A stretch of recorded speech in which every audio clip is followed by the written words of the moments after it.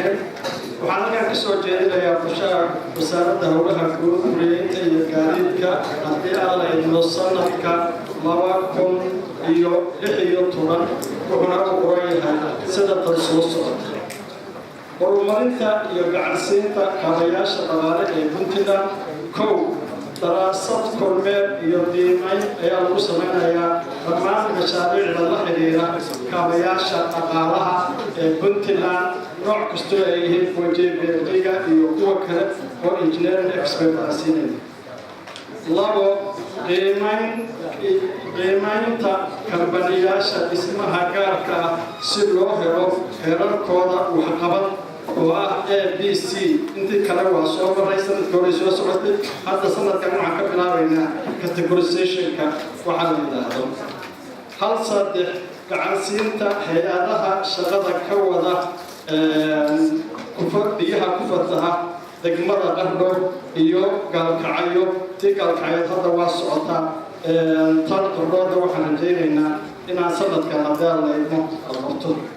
hal afar waxaa daraasad lagu sameynayaa sidii loo suurtagelin lahaa wadooyinka dhagaxa ah cobblestone road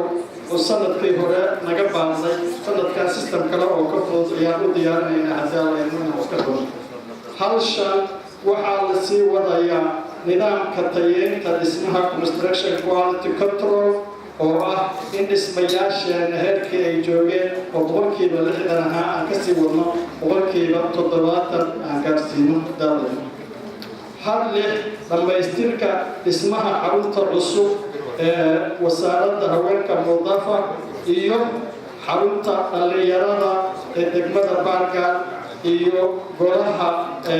degmada Aruura intaasna waxaan daalayno oo hadda 5% maraya waxaan rajaynaynaa 9% inaan gaarsiino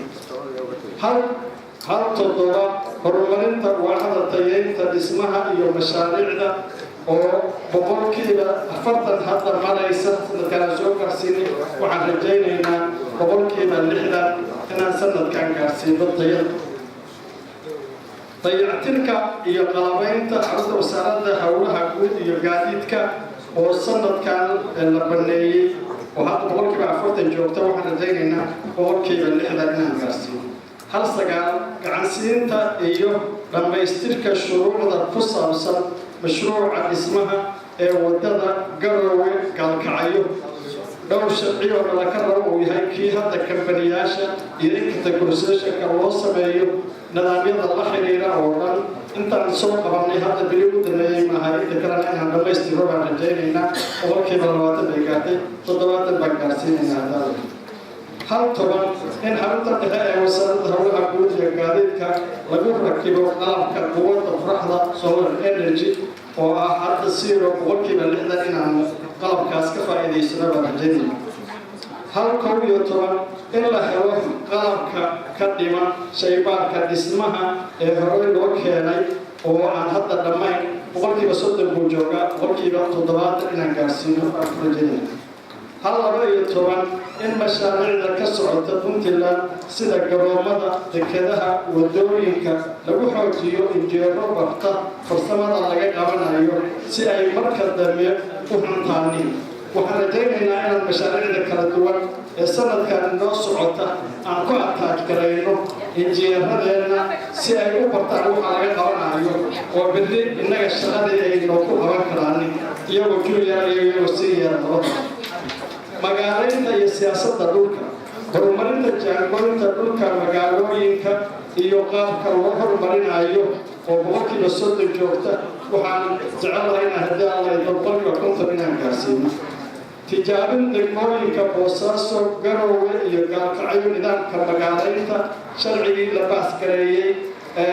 sharciga nidaamka magaalooyinka waxaan rajaynaynaa oo 40% jooga 50% inaan sanadkan gaarsiino oo pilot project saddex meelood laga sameeyo shuruucda dhulka iyo dhismaha horgeynta baarlamaanka sharciga habeynta magaalooyinka golaha xukuumadda waa soo gudbiyeen baarlamaanka hore 60% buu joogaa 80 baa gaarsiinayna cadaalad horgeynta golaha wasiirada iyo baarlamaanka sharciga dhismaha waa socotaa boqolkiiba 20 buu joogaa boqolkiiba 60 baan gaarsiinaynaa turjumaadda hadda isaga ku socota horgeynta golaha baarlamaanka sharciga shirkadaha dhismaha oo golaha xukuumaddu soo gudbiyey boqolkiiba 60 buu joogaa boqolkiiba 80 inaan gaarsiino ka dhammeeyo baarlamaanka gaadiidka iyo nidaamyada wadooyinka ballaarinta iyo qalabaynta hoosada gaadiidka wasaaradda howlaha guud iyo gaadiidka si ay u noqoto mid awood u hesha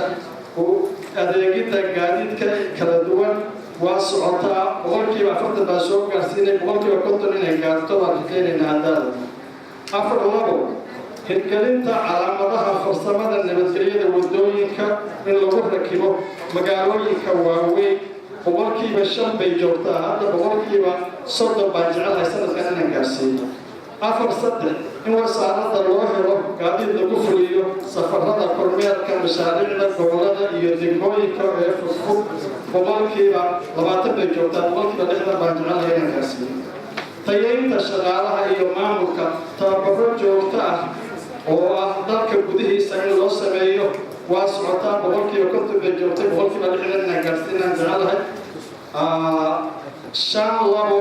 dirin tababaro dheeraada waan u dirayno injineerada iyo farsamayaqaanada wasaaradda howlaha guud iyo gaadiidka iyo kuwa degmooyinka iyo shirkadaha dalka Itoobiya hore xiriir ula samaysanay iyo dalalka kale oo aan gacan ka heli karno boqolkiiba 40 bay joogtaa boqolkiiba 50 inaan gaarno injineerada tababarkooda aan rajaynayo shan saddex waxaa la sii wadayaa dayactirka iyo qalabaynta xarumihii dowladda ee gobolka mudug ee la baneeyay hadda shaqadoodii socoto boqolkiiba 40 baan wadaynaa boqolkiiba 70 sanadkan inay gaarto baan rajaynaynaa shan afar ballaarinta dakhliga ka soo xirooda wasaaradda howlaha guud iyo gaadiidka waxaan rajaynaynaa boqolkiiba 80 buu marayaa boqolkiiba 90 inaan gaaro haddii alla idmo qorshaha wasaaradda howlaha guud iyo gaadiidku iyo guryeyntu sanadkaa ku tala gashay intaas buu ka kooban yahay waxaana jecel lahay haddii alla inoo aqbalo inaan fulino waa mahadsantihiin waxaan ku leetanayaa kusinkay بسم الله الرحمن الرحيم قرشيه مقاسمها هي أخير الكومنتي وفي الأولى يو وسيرة وإن إن شاء الله لقيته تركلك بدل بعض بدر مدح وينين عرفوا من سنة إن شاء الله يركبون حق الاستثمار وهو فرصة أن يرجع فائدته سأل السلطان راكب بدل بحكي تحقق الشراكة وحاول سهرته وفريسة يعني تصير رقم هاي waxaan qornay xarqado ku barto oo shaqo aan siinay baabuurta imtixaanka ugu dambeeyay wasaaradda howlaha guud iyo gaadiidka qabata waxaan ugu talagalnay inaan qof aan laysan ahayn baabuur u shaqaaqin loo cashuurin kala wada u shaqaadan arrintaas waan ka hawlgalnay in qofka baabuurka wadaya u qalmo inuu qof bilaadan oo reer Puntland qaadi karo una aamini karo arrintaas aad iyo aad loo mahadsantahay hadda waxaan ku wareejinayaa hay'adda wadooyinka oo saaxiibana ah